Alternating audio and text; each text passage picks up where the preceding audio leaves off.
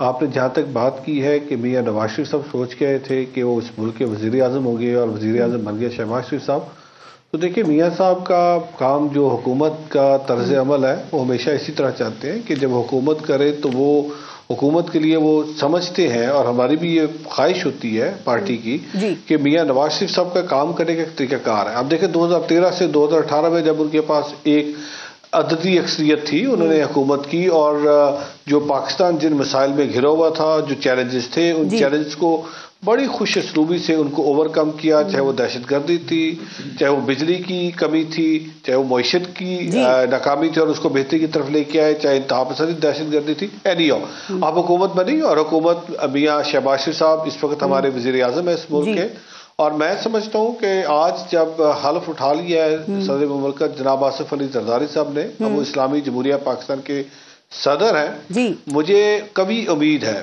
कि अब तमाम पॉलिटिकल पार्टीज को इस वक्त इकट्ठे बैठना होगा, इकट्ठे बैठ के एक फैसला करना होगा। और जिस तरह मियाँ साहब ने भी कहा पहले कि कोई भी रमेश साहब, एक सेकंड, आप कह रहे हैं तमाम पॉलिटिकल पार्टीज को इकट्ठे बैठना होगा, तो इंक्लूडिंग पीटीआई आपकी बात कर रहे हैं। चूंकि मैं यही जानना चाह रही थी कि जरदारी साहब मफाहमत के बादशाह हैं, तो शहबाज शरीफ जो हैं वो मफाहमत के शहनशाह हैं। अब ये बादशाह मफाहमत के और शहनशाह, आपको लगता है कि मिलकर ये मुल्क को बहरान से निकाल सकेंगे और ऐवान सदर और वजीर आजम हाउस जो है या एग्जीक्यूटिव कह लें, वहां पर एक बैलेंस, एक तवाजुन बरकरार रह सकेगा? देखिए पारस साहब, हमने तो कभी भी नहीं चाहा कि पीटीआई इस प्रोसेस से बाहर हो।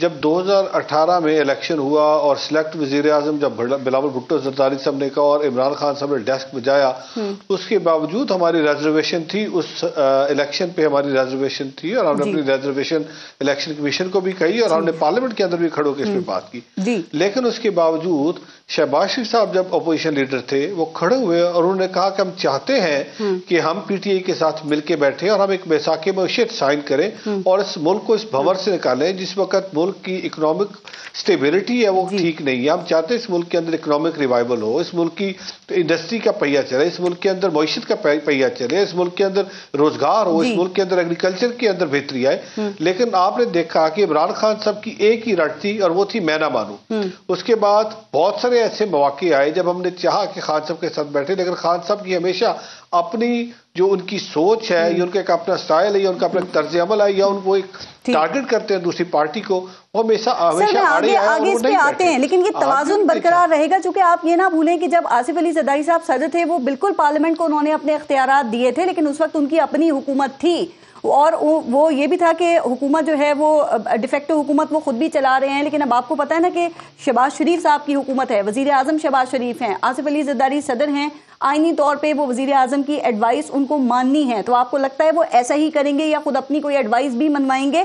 सिंह साहब, ये आगे बड़े बड़े चैलेंजेस हैं, मसाइल हैं, आर्मी एक्ट में तरमीम का मामला है, फौजी अदालतों का मामला है, IMF और बजट का मामला है, निजकारी का मामला है, तो मफाहिमत से सब हल कर लेंगे आप?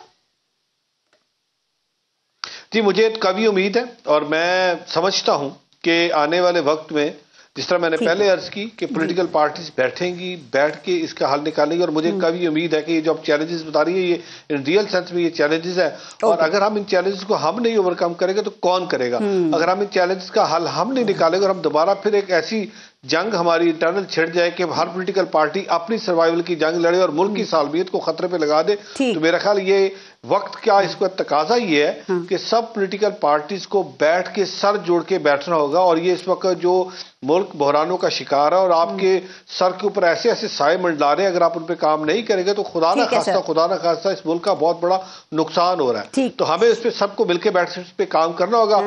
अब जो काम करने में सीरियस होगा, जो इस मुल्क की आवाम की भलाई चाहता होगा, जो इस मुल्क की खैर खाई चाहता होगा, वो मिलकर बैठेगा। इलेक्शन को एक माह हो गया है, शहबाज शरीफ साहब को अपने ओहदे का हलफ उठाए हुए तकरीबन एक हफ्ता होने वाला है, तो ये जो अभी नाम चल रहे हैं वफाकी काबिना के, ये फाइनलाइज हो गए हैं, हतमी हैं? चूंकि कल खबरें चल रही हैं कि इन्होंने अपने ओहदे का हलफ उठाना है, अभी तक तो नहीं कोई लिस्ट सामने आई है सर फाइनल? देखिए, अभी तो कोई फाइनल लिस्ट जो है अभी आ जाएगी, जैसी लिस्ट फाइनल होती है काबीना की तो सर्टनली वो सबके साथ शेयर होगी। आप देखिए पंजाब के अंदर भी बहुत सारी कियासराइयां की जा रही थी कि फलां मिनिस्टर आ रहा है, फलां मिनिस्टर आ रहा है। फिर जब लिस्ट फाइनल हुई तो सबके साथ नहीं, रमेश सिंह साहब एक सेकंड देखिए, जब कोई काम वक्त पर नहीं होता ना सर, तो फिर अफवाहें गर्दिश करती हैं। और बताइए क्या इसमें सदाकत नहीं है कि नून लीग अपनी काबीना में जिन आम ओहदों पे अपने लोगों को लगाना चाहती है, वहां पे अब मुक्तदर हल्के अपने लोगों को वहां पे प्लेस करना चाहते हैं? ये ठीक बात है? मेरे पास ऐसी कोई खबर नहीं है, ना मैं इसकी तरदीक करता हूँ, ना मैं इसकी तस्दीक करता हूँ। अभी सारी क्या सराइयां हैं। देखिए, हम सब्र कर लेते हैं, कल तक ये सारा कुछ सामने आ जाएगा, क्योंकि अगर एक आधे दिन के अंदर हलफ होना है तो कल लिस्ट फाइनल हो जाएगी। तो जो आला क़यादत है वो बैठी है, डेलिब्रेशन करिए। देखिए, बात ये है कि इस वक्त मुल्क के वजीर आजम मियां मोहम्मद शहबाज शरीफ साहब हैं, उनके पास पूरा हक है कि वो अपनी काबीना में किसको लेके आता है, किसको चुनता है, कि बिकॉज उन्होंने डिलीवर करना, उन्होंने परफॉर्म करना है। अब उसके लिए अपनी काबीना में किसको लेके आते हैं, ये उनका पूरा मैंडेट है। जब इमरान खान साहब इस मुल्क के वजीर आजम थे, उन्होंने भी बहुत सारे टेक्नोक्रेट्स को अपनी हुकूमत के अंदर लेके आए, क्योंकि उन्होंने डिलीवर करना था, उन्होंने परफॉर्म करना था। वो अलग बात है कि वो परफॉर्म नहीं कर सके, लेकिन मियां शहबाज शरीफ साहब पे मुझे पूरा भरोसा है। मैं उनकी टीम का हिस्सा रहा हूं, मैंने पंजाब में उनके साथ काम किया, और वो जब एक दफा ठान लेते तो उन्हें अच्छी बात है, फिर वो अपनी भी नहीं सुनते जब वो ठान लेते हैं। मोहसिन नकवी को मुशीर दाखिला बनाकर ये, क्योंकि ये खबरें चल रही हैं इस वक्त में, तो क्या 9 मई वालों को कोई पैगाम देना मकसूद है आपके ख्याल में, और कि जो मर्जी ये चाहे कोशिश कर लें लेकिन इनको सजाएं मिलेंगी? और दूसरा, पीटीआई 9 मई पे जुडिशल कमीशन बनाने की बात कर रही है, तो आप ये कहते हैं कि ये कमीशन का वक्त नहीं है, ये सजाओं का वक्त है, तो आप क्यों इसकी मुखालफत कर रहे हैं जुडिशल कमीशन बनने की?